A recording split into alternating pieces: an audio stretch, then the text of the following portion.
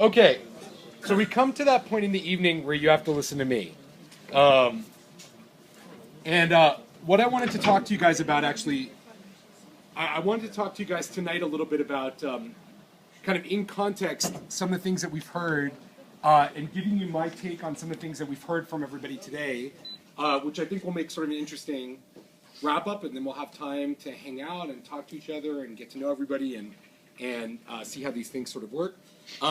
So let me start off by saying that the absolute most important thing for all of you, literally the most important thing for all of you, is you have to make great shit. Okay? Whatever the underlying thing is that we're going to gamify, it has to be really good.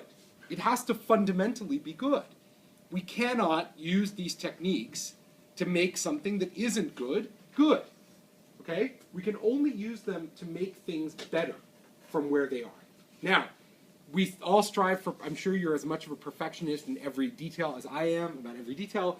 So it's all about that, it is all about that striving. And what it really means is that gamification is the accelerant that we pour on the fire that's already burning. Yes? It's not the fire. It doesn't light the fire. It's the gasoline on that fire, whatever that happens to be. Yeah? Whether it's your desire to make the world a less zero-sum place, which I heard like so much passion and clarity from you guys, which we'll talk about in a little bit, or like trying to change the world's opinion, person by person, of the IDF and what it does, it's got to start with that. And so, you know, for those of you who don't know, I thought it would be illustrative. Sometimes people ask me, how did I end up doing this now? How did I end up, like, how am I here? You know, written a couple books about gamification. I have a third one coming out next year, The Gamification Revolution, which will come out in the spring. It's a strategy book on gamification. Run the Gamification Summits, which happen in San Francisco and have happened in New York, and these gsummitXs talk about the subject and so on. And the truth is that I came to it, which I'm sure you'll appreciate, I came to it because after grad school, I was very young when I finished my master's. I was 21 years old when I graduated and finished my master's. And I actually was not legally able to drink in the United States when my graduation occurred. At that moment.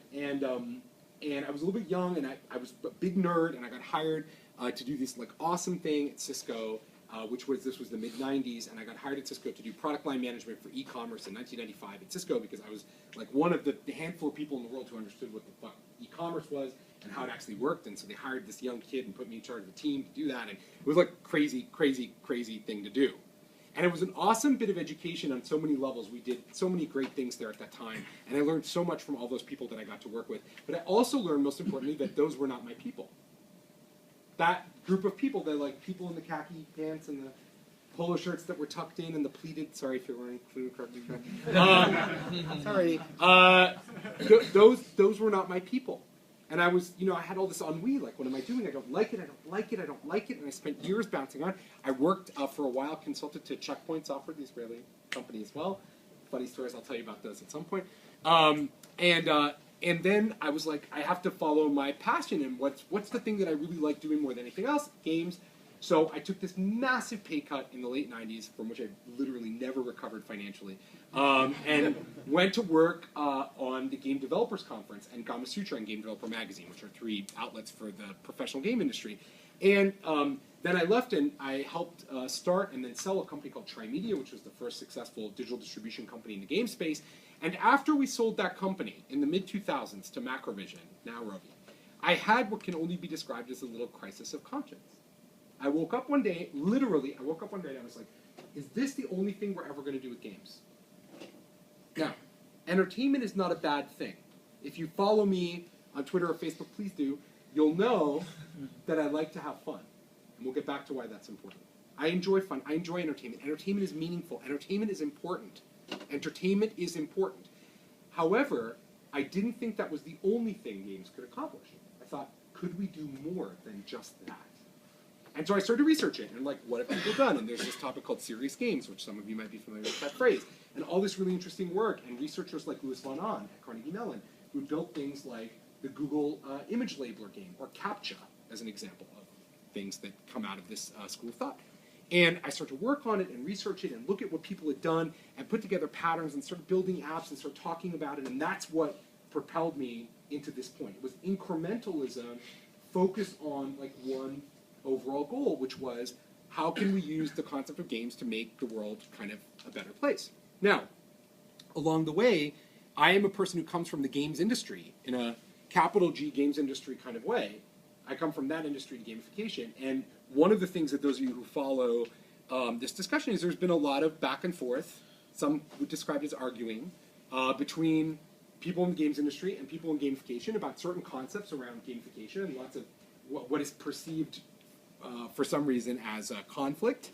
The truth is, and I want to talk about a couple of those issues today in the context of what we talked about. And the first thing is that a lot of this is semantics. So, for example, Doron got up, right? And he was like, a mechanic is, right?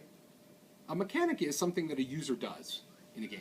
That's what he said, right? And he laid it out, and they gave you his view of how mechanics and narrative and progress come together to create a system of engagement over time. It's probably not going to come as a surprise to any of you. If you get 10 game developers in a room and ask them what is a game mechanic, you will literally get 8 different answers.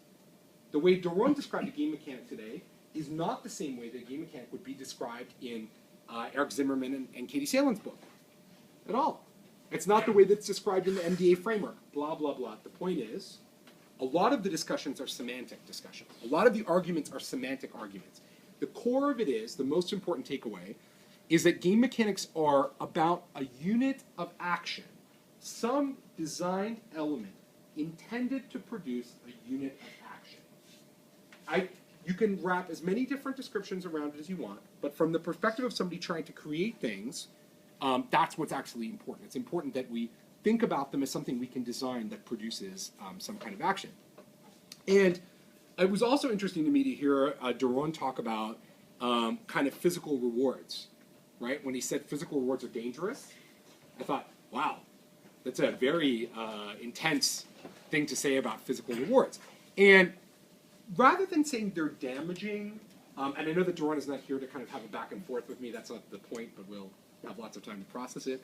Rather than saying they're damaging, I would say rather they're risky. And they're often the province of lazy thinkers. Lazy thinking makes you want to turn everything into a contest. It's lazy thinking, because not everything in the world is a contest. And not everything in the world needs to be a contest in order for it to be engaging, right? It's not necessary that we be constantly engaged in a sense of kind of struggle and competition. This is a particular gotcha for Israeli culture. Not that I'm an expert on Israeli culture.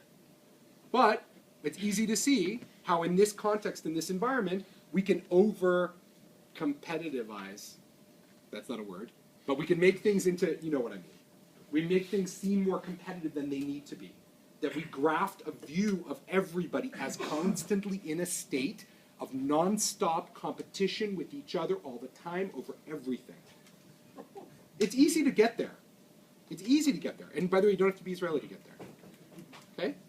But that is not how everything always has to be. And you know, it was particularly interesting. One thing that I was very struck by was when Doron said, the Basque nation does not appear to be a place that most people would want to live. And so I'd ask you that question rhetorically. First of all, is a world in which everybody's competing with everybody all the time, literally over everything, every detail, every second of every day for every resource, which is zero-sum, is that actually where you want to live?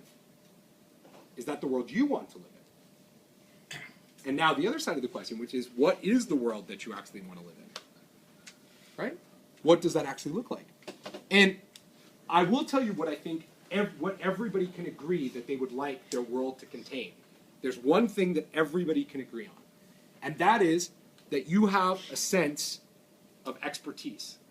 That you have a sense of acknowledgement for your expertise from the world around you. Which you flip around the other way and talk about status, which Daniel did, and we'll talk about some more. And that was the one most interesting thing that I got, well, one of the interesting things I got from the presentation by the IDF, was this idea that they, with great clarity, said, wait, we've got a community of people who are looking for us to say, you know what? We acknowledge your contribution. We acknowledge you as having expertise. We are the experts, and we anoint you as being experts in your particular area. And I was struck by, I worked with some newspapers, and I would love, you guys have to come and talk to these people. we had this conversation. We're working with the big newspaper. It would be someone you would recognize immediately. We're working with this big newspaper, and we were talking about gamifying the reading experience. And I was like, look, the most important thing to gamify the experience of reading content is that you have to be able to say to the reader, hey, you're an expert in a particular subject because you've consumed a certain amount, or you've made certain contributions, you've interacted with other people, you've answered their questions. You are an expert, and we need to anoint them with that expertise, that progress. And you should have seen the editorial people in the room, what their reaction was to that. It was like it was basically like I had said that I actually have 3 heads and you can just call me the devil. Like they looked at me like, you're fucking out of your fucking mind. We will never, never allow the readers of this magazine to be on par with the writers of this magazine. They don't exist in the same plane at all. When our guy goes out and reviews a restaurant, he knows more than you do about restaurants. And you will never know as much about restaurants as he does. By the way, we had a variant of that conversation. It wasn't just the look. Like, we actually got into it. And so I think, by the way, we're all laughing at that because we're like, this sounds ridiculous. And on one hand, it's kind of true. But on the second hand, if you can take one thing away, especially if you're working a community side, and we heard it from Wikistrat too, you need to give people the opportunity to earn that expertise from you, because that's what they're looking for you to give them. They want to give that to you. They want to do work for you to earn that thing, so they can turn around and tell other people that they have it. And that's critical. And in order to be able to do that, you also need to know your audience, and that audience needs to view this thing as real. And so one of the other things that I was struck by, I don't know how many of you know the Siemens Plantville example that I've sometimes talked about a little bit, which is very interesting. Siemens, the German engineering company, has a game called Plantville, which sounds like it's like Farmville, but it's not really.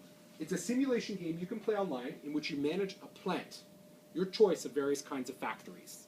You make shoes, or you can be a nuclear power plant, your choice. It's online, Siemens Plantville. Right now, at this moment, 25,000 people are playing that game around the world. The vast majority of them are managers of plants. And they go home at night after they're done working at the plant that they manage, and they get on fucking Siemens Plantville, and they play their job at night. Crazy. Don't succeed in their real job. Well, so here's the thing. Great Israeli answer to that. So here's the thing. It's actually the dynamic, which does involve some of that, right? The dynamic is really that if you love what you do, if you're passionate about what you do, if you're engaged with the subject or topic area, you would like the opportunity to experience, first of all, more of that, and possibly a different version of that from the one that you might be boxed into every day, right? You have a job, and you get to do these things, and they tell you what you can do, and there's things you can't do, and wouldn't you like to try different things? Wouldn't you like to see what it's like to actually make your plant melt down?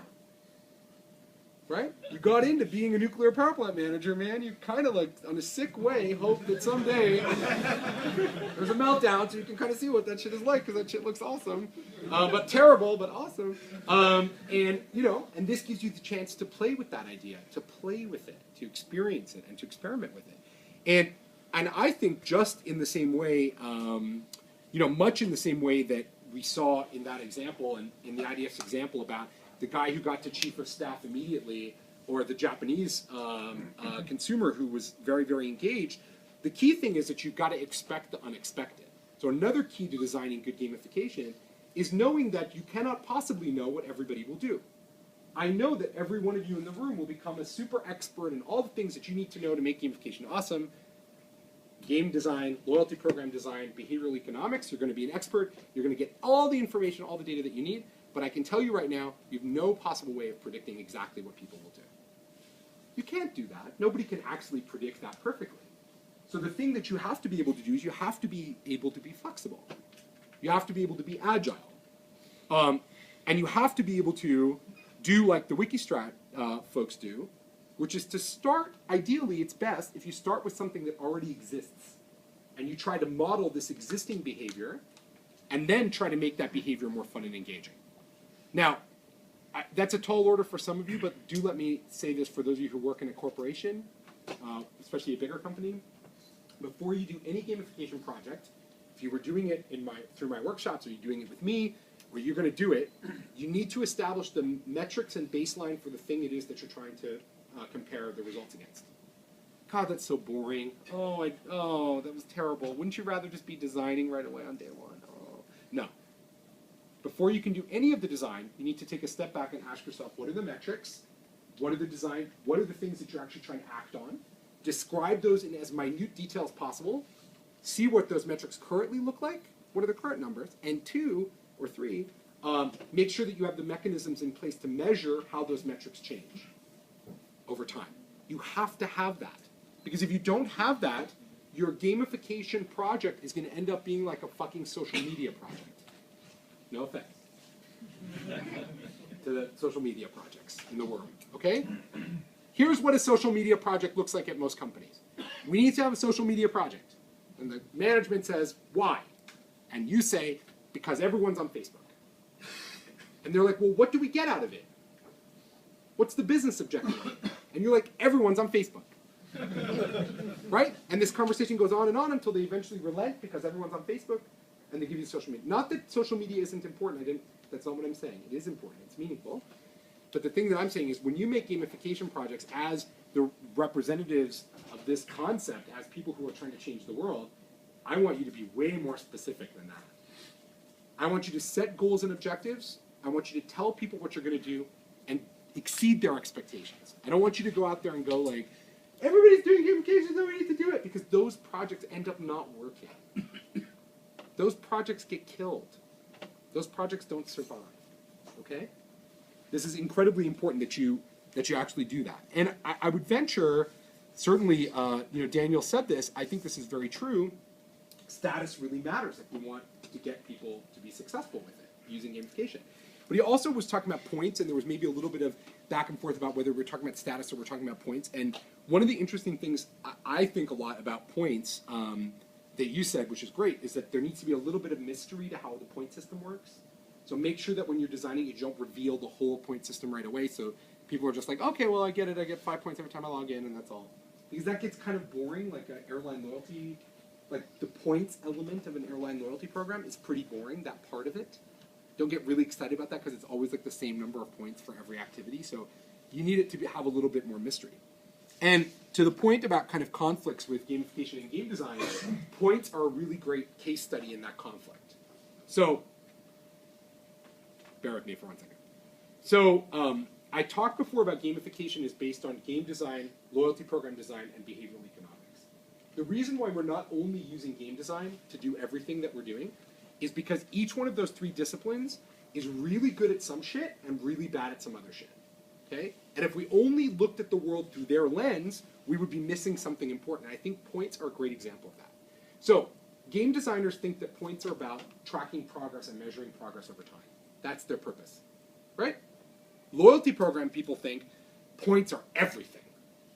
Points are the world. Points really matter. The economy is based on points. Right? And behavioral economists will tell you, oh, points are pretty important, assuming that they're meaningful and valuable and they're delivered in a way that the recipient thinks is important. Right? Now, all 3 of those views on points are completely correct. They're each correct, and they're not mutually exclusive.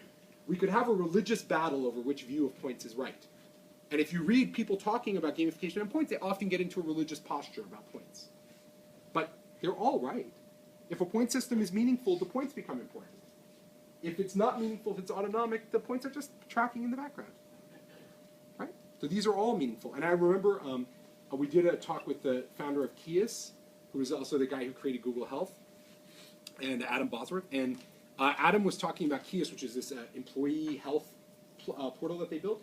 And he was saying, you know what, the most surprising thing that happened to us with Kias, and it's kind of like Daniel's story, the most interesting thing that happened to us with Kias was he came from more game background, and he was like, I didn't think that points were going to matter. And as soon as we launched the point system in Kias, which is people trying to get healthy using their system, over 90% of all of their customer service inquiries were about points. Immediately. Good and bad. That's all they got, which is totally unexpected. They thought people were going to write in and go, I'm getting healthier. This isn't working for me. And all of a sudden, everyone was like, wait, I'm not getting enough points. What happened to the points? Right? To the point at Wikistrat. It's kind of a similar idea. And so it's important to do that. And one of the things that I actually thought that Daniel said that was really impactful for me is this concept that people want engagement. Such a disarmingly simple idea. But to a great extent, the thing that you are doing, the thing that you're going to do with gamification, is you're not creating an artificial interaction between users. Certainly not if you do it right. What you're actually doing is you're fixing the world. Oh, I just used kind of sorry. I just used kind of like games for changey language, but I mean this in a more tactical way. You're fixing the world. The world can be a more fun and engaging place than it is. We believe that we should sacrifice engagement for utility, right? Like that ATM, when we swipe our card in it, that thing needs to be as fast as possible. That is its purpose. Its purpose is for me to put my card in and get my money out in as little time as possible. Zero friction, remove the friction. Frankly, if I could never have to do that again, that would be better, right? That's our current view of the world. But a gamification designer or a gamifier looks at that and says, wait a minute, is that really what people want out of that interaction? Couldn't we at minimum assume, that people might be into a little bit of surprise and delight? Forget everything else. There's a lot of other stuff we could give them in that moment. But what about a little bit of surprise and delight? Wouldn't they be pleased by that at least some of the time? Doesn't that pleasure, doesn't that fun that we give them mean something? And in fact, what you realize is, to a great extent, people want more engagement. Yes, they also want utility, they want speed, but they also want more engagement. And you're going to give them the thing that they want, to feel more engaged in their job, to feel more engaged in their life. P.S., if you're building something for the millennial audience, you actually have no choice. Because if you don't make that ATM more engaging, they will stop using it. My favorite anecdote about this, by the way, comes from cars. The auto industry, so I sometimes do strategy consulting for people. And a really big automaker, one of the world's biggest automakers, came to me a few months ago and was like, Gabe, we have a problem. Maybe you can help us. I was like, cool, sounds fun. What's your problem? And they were like, kids don't want to drive anymore. And I was like, what do you mean? And they were like, well, our research is showing that the number of young people in the United States who want to drive cars is on the decline. And it's never happened in the history of the automobile. That number has never dropped, and the number is dropping for the first time, and it's consistent, it's across demographics, it's dropping, and I'm like, wow, well, that's pretty shocking, what's that about? And they're like, oh, it's because they can't tweet or be on Instagram while they drive. True story, I'm not making this up. The number one thing that is causing a decline in interest in the automobile is that the drivers cannot multitask while behind the wheel. Now, there's a good public safety reason why that is the case. But that doesn't change the fundamental reality, which is that unless the auto industry does something about this particular conflict, they will lose money. And their great fear, we'll get to questions after, and their great fear is that they will lose all the money. That's their real fear, right? If that breaks, if our love of the automobile somehow breaks in North America, they break that fever sweat about the car, maybe there's no telling what the bottom is for that market. Because once we start thinking about the car in less emotional terms and more utilitarian terms, maybe we'll want more things like public transit. And okay. So, yeah.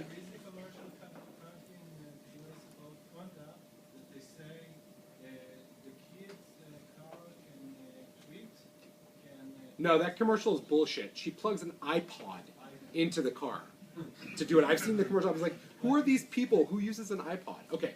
And it wasn't even an iPod Touch. By the way, it wasn't even an iPod Touch. It was a circle iPod, incidentally. So Honda. I mean, how can you take them seriously? All right. So the real issue is there's many different ways that the auto industry could respond to this particular challenge. But what was interesting was they were trying to find ways of making the driving experience more fun. That's the right reaction. There are many different reactions, but the next kind of economic battle, the great economic battle of our time, is all about this engagement question and also all about authenticity. And one of the things that I was struck by in the FreshBiz example, to the point of metrics for you guys as well, is their incredible clarity about what behaviors they were trying to engender in the end user. Right? They had real clarity.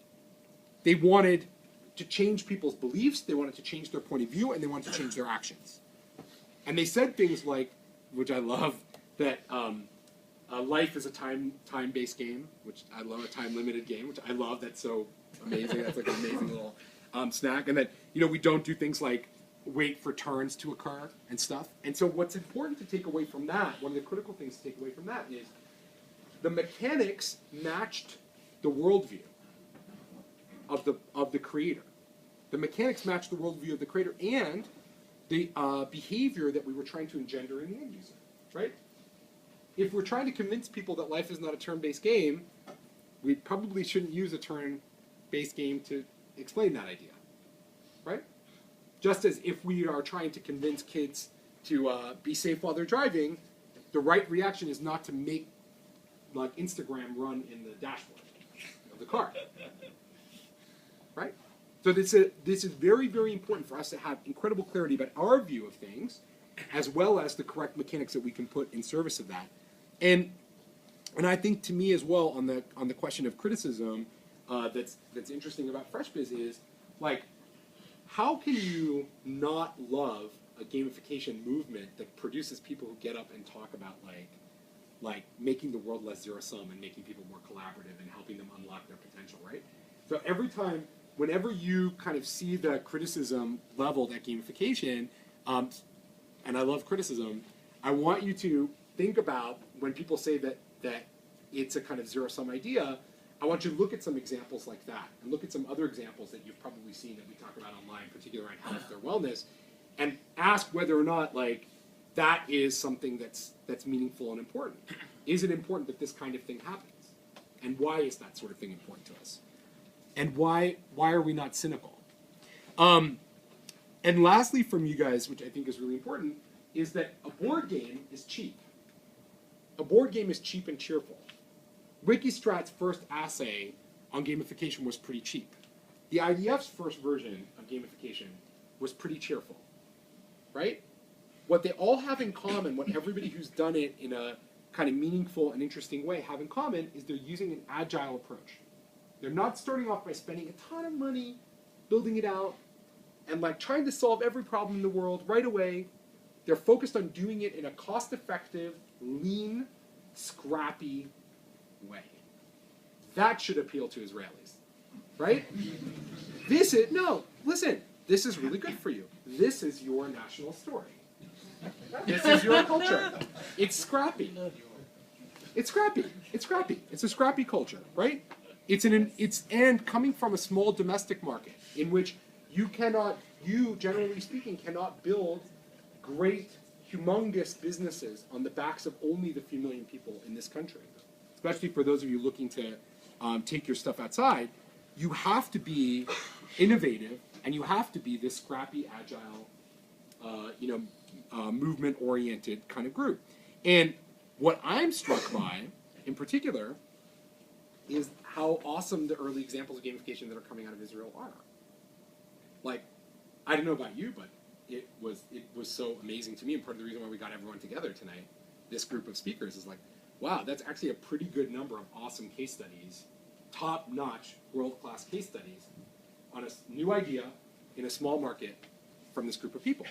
That's super impressive. But in order for you guys to be able to continue that momentum, you'll first of all need to set aside some of the cynicism that I know makes it difficult, and this is not just for Israelis, but some of the cynicism that makes it difficult to accept that some of these ideas can be meaningful and important, right? That badges issued by the IDF on the website can matter to people, or that levels that are given in a global competition can matter to people, maybe even just as much as money. And also, that in order for you guys to design stuff that's fun and engaging, you too will need to learn how to have more fun in your lives. I don't know your life personally, so I don't mean to lecture you, okay? But I guarantee you that you are not having as much fun right now as you possibly could be, which is why I'm wrapping up. But seriously, I want you all to, as much as possible, I want you all to find this community, to help foster this community in Israel so that you can learn from each other and help grow and help develop awesome examples of gamification, learn what works, leverage the things that you guys are good at, agile, scrappy, fast. Grab these experts that you have in country and the ones outside on gamification.co, and come to G Summit in San Francisco if you can, and we'll do more of this stuff to help kind of everybody engage. But as much as possible, the one thing that I want you to take away is look at every interaction that you have in your life. Look at every corporate, career, interpersonal interaction as an opportunity for you to make that thing more fun and more engaging. There's no upper limit if the thing is done right to what people can accomplish in terms of making that, making the world a more fun place. And that would be an amazing outcome from my perspective. So, we're going to hang out now, right? For as long as you feel like hanging out, up to a natural limit. We're going to hang out. We're going to thank PwC again for, we're the PwC folks, thank PwC for having us here. Thank you to everybody for coming out on Christmas Day, a big holiday in Israel, to have gsummitX, and I hope to see you all very soon. Thank you, everybody. You have a business card or I don't carry cards. I'm so sorry. you don't carry cards. I That's don't. the old